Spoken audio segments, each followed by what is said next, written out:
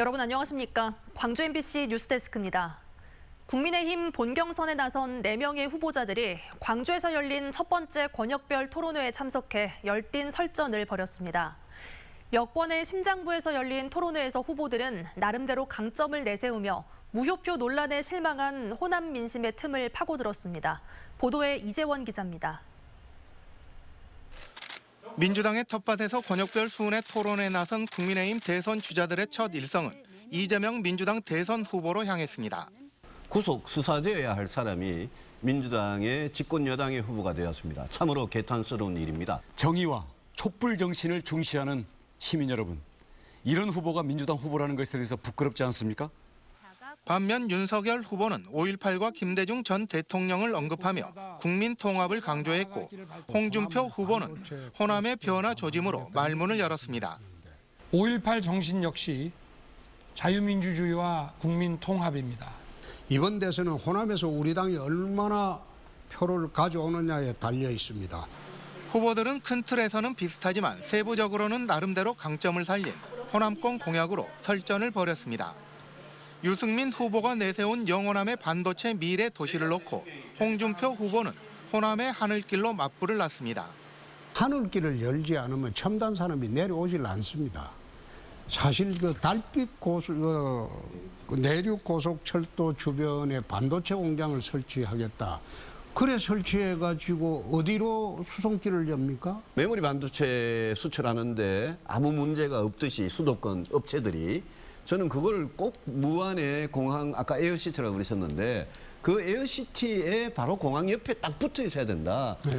그렇게는 저는 생각하지 않습니다. 이에 대해 윤석열 후보는 호남을 미래 산업의 중심지로 육성하겠다는 포부를 밝혔고 원희룡 후보는 5.18의 헌법 전문을 대표 공약으로 내세웠습니다. 호남을 미래 산업 중심지로 육성하겠습니다.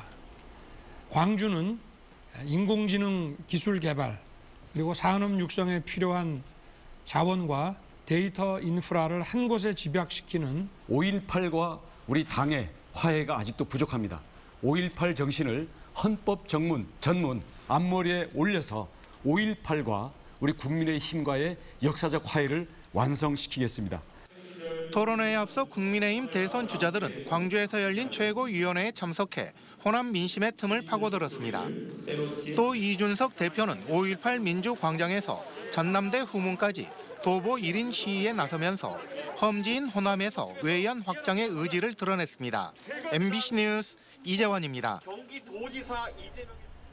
휴일 검사 건수가 줄어들면서 광주 전남 지역의 코로나19 신규 확진자도 대폭 감소했습니다. 방역당국에 따르면 오늘 오후 6시를 기준으로 광주 5명, 전남 8명 등 13명이 코로나19에 확진됐습니다. 신규 확진자 대부분 자가격리 중에 코로나19에 확진됐습니다. 방역당국은 휴일이 겹치면서 코로나19 검사자 수가 많이 줄어 확진자 수도 감소했다며 휴일 동안 타 지역을 방문했거나 모임을 했다면 가까운 선별진료소를 찾아 검사받아달라고 당부했습니다. 코로나19 여파가 지속되면서 119 구급대의 출동도 급증하고 있습니다. 광주시 소방안전본부에 따르면 올 들어 9월까지 구급 출동 건수는 5만 2천여 건으로 지난해보다 21% 증가했습니다. 특히 코로나19와 관련해 확진자와 의심 환자 이송 등으로 이송된 인원은 1,700여 명으로 전체 이송 환자의 30%를 차지한 것으로 나타났습니다. 말산업을 육성하겠다며 거액을 들여 말을 구입한 자치단체가 이미 죽은 말에 수년 동안 관리비를 지급해온 사실이 드러났습니다. 해당 지자체는 위탁업체가 보고하지 않아 몰랐다며 뒤늦게 환수 조치에 나섰습니다. 보도에 김진선 기자입니다. 전남 장흥군의 승마체육공원. 지난 2014년 장흥군은 말을 활용한 생활체육을 활성화하겠다며 말 5匹를 구입했고 이곳 마사에 위탁 관리를 맡겼습니다. 그런데 불과 3년 사이에 말 2마리가 숨졌고 2018년 초에도 당시 3살이던 말 장흥신화가 폐사했습니다. 자주 있는 일은 아니고요. 띄엄띄엄 있어요. 근데 갑자기 오니까 소 기르는 거하고는 좀 달라요.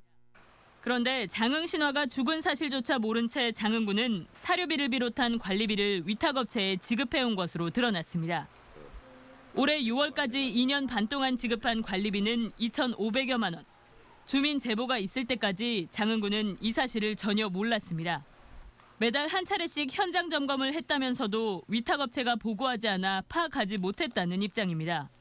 이 점검 어떤 담당 공무원이 우리 행정마가 어떤 것입니까? 물어보면 이 말입니다 하면 우리가 그렇게 알 수밖에 없다. 뿐만 아닙니다. 남아있던 말이 지난 2018년 초 망아지를 한 마리 낳은 사실도 이제서야 파악했습니다.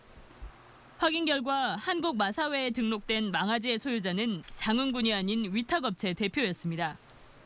엉터리 관리 감독을 해왔다는 비난이 일자 장흥군은 뒤늦게 관리비를 회수하고 망아지 소유자 변경 등의 대책을 내놨습니다.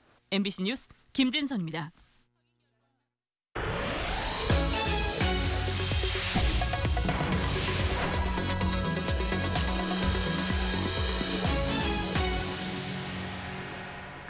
천연기념물인 진돗개가 식용개 사육 농장에서 발견되자 진도군이 뒤늦게 사육 실태 조사에 나서고 있습니다.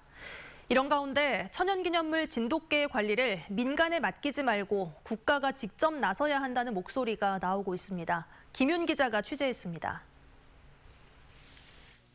천연기념물인 진돗개가 무더기로 발견된 식용개 사육 농장입니다. 입구는 출입금지를 알리는 팻말이 붙어 있습니다. 이곳 농장에서는 지난 8월 천연기념물 진돗개 4마리와 심사 대상견 7마리가 발견돼 지금은 시설이 폐쇄됐습니다. 천연기념물이 식용개 사육 농장에서 발견되면서 진도군이 뒤늦게 실태조사에 나서고 있습니다. 실태조사 농가는 진돗개를 5마리 이상 키우는 300여 농가, 진도군은 사육 환경과 미등록 진돗견 사육 여부, 사육 일지 작성 여부 등을 집중 조사하고 있습니다.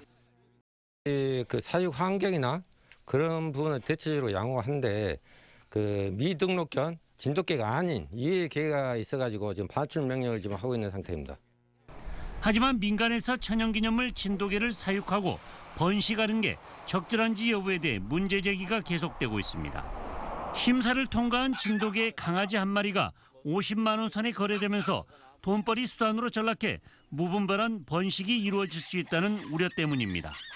정말 진돗개를 보호해야 된다. 천연기념물로서의 가치를 계속 우리 후대에도 이어나가야 된다. 그럴 것 같으면 이 천연기념물 종에 대해서는 국가에서 직접 관리하는 게 맞지 않나.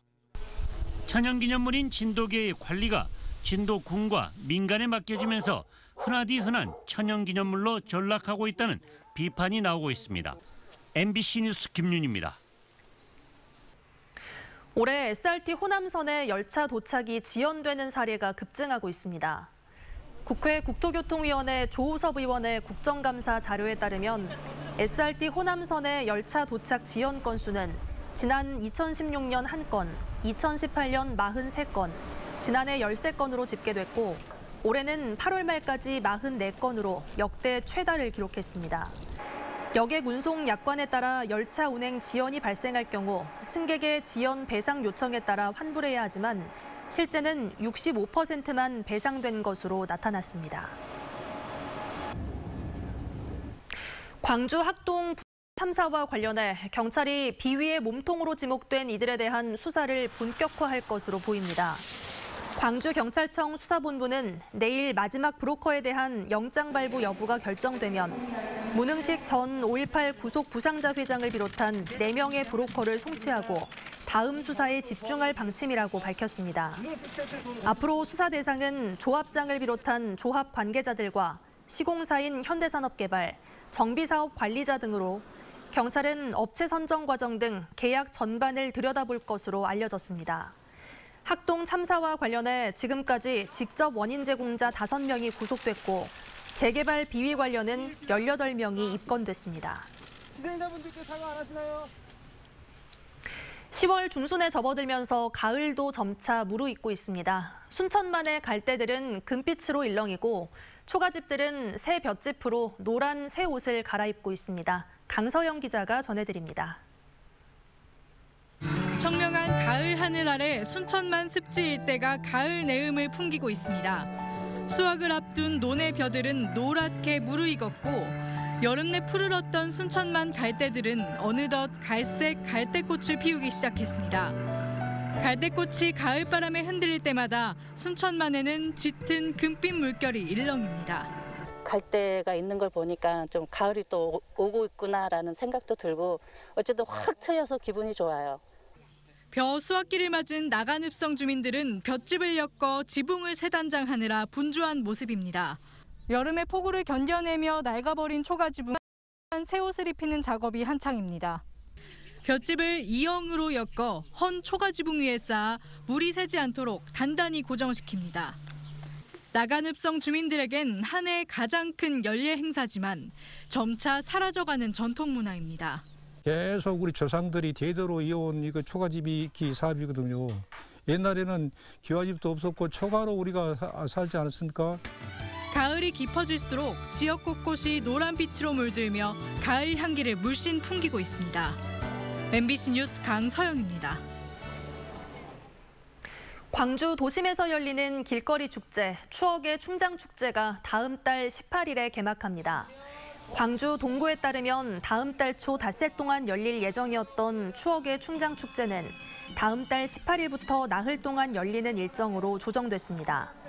올해 추억의 충장축제는 코로나19로 바뀐 일상을 반영해 전체 행사의 70% 이상을 비대면 방식으로 진행하고 대면 행사도 방역 지침을 준수한 채 진행될 예정입니다. 광주 출신 황지혜 작가가 국립현대미술관의 지리적 환경적 특성을 반영해 설계한 정원이 일반에 공개됐습니다. 오는 2023년 12월까지 약 2년 동안 원형 정원 프로젝트라는 이름으로 공개되는 정원은 국립현대미술관의 2층과 3층 사이 야외 공간에 위치해 둥글게 트인 하늘을 마주할 수 있는 특별한 장소로 운영되고 있습니다. 광주 출신의 정원 디자이너이자 환경미술가인 황지혜 작가는 2011년 영국 왕립원예협회가 주최한 첼시 플라워쇼에서 한국인 최초로 금상과 최고상을 수상하며 국제적인 정원 디자이너로 이름을 알리고 있습니다. 출산율 감소의 여파로 유치원 취원 아동수가 대폭 감소할 것으로 예상됩니다. 광주시 교육청에 따르면 지난 2014년 13,000명이었던 광주 지역 출산 인원이 해마다 1,000여 명씩 감소해 지난해에는 7,600여 명까지 떨어졌습니다. 이 같은 출산율 감소로 올해 37,000여 명인 유치원 취원 아동수가 2024년에는 29% 줄어든 26,000여 명에 그칠 것으로 추산됐습니다. 광주 지역 반려동물 등록률이 30%대에 그친 것으로 나타났습니다. 광주시에 따르면 반려동물 16만 6천여 마리 가운데 등록을 마친 반려동물은 5만 7,900여 마리로 등록률이 34%에 불과한 실정입니다. 반려동물 등록은 시청이나 구청 또는 동물병원에서 가능하고 미등록 시 최대 60만 원, 인식표 미부착 시 20만 원의 과태료가 부과됩니다. 광주시가 인공지능 창업캠프 2호점에 입주할 기업을 모집합니다. 입주 대상은 창업캠프로 본사를 이전하거나 지사 분사 등을 설립할 AI 분야 기업입니다.